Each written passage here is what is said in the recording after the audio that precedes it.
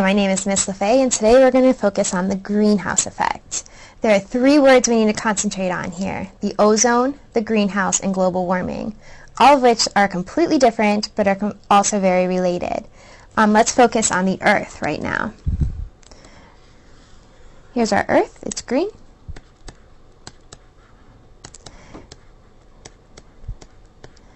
To keep this simple, we're only going to focus on two layers of the atmosphere. The layer right above us, which contains all of our weather, the tornadoes, the hurricanes, the thunderstorms, the clouds. We call this the troposphere. It's about 6 miles if you go outside and look up. For the first 6 miles, it will be all troposphere. Right above that, we have another layer, which is going to be red. This is the stratosphere.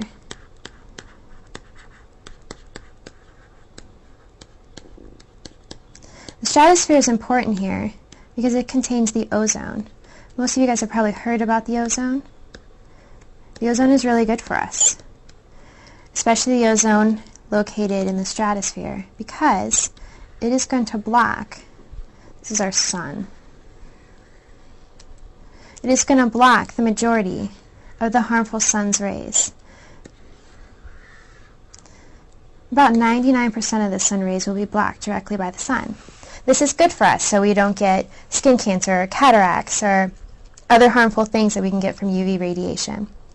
However, some of this radiation, about the 0.1%, will hit us on Earth and is bounced back.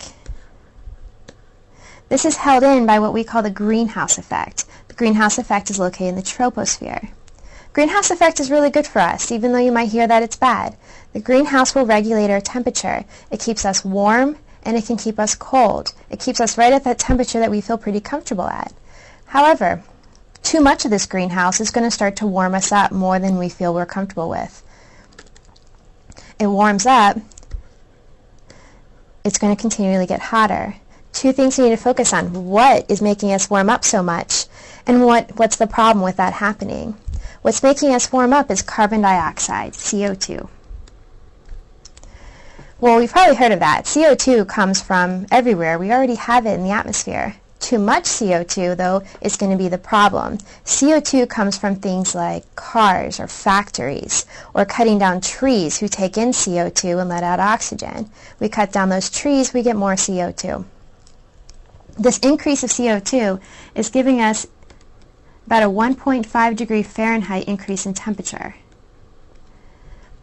This increase does not seem like it's that much.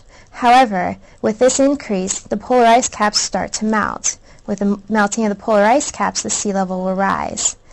This can become too much of a problem. All that added temperature and all that added water in the atmosphere can help cause more hurricanes. Those are all theories that they're still discovering today.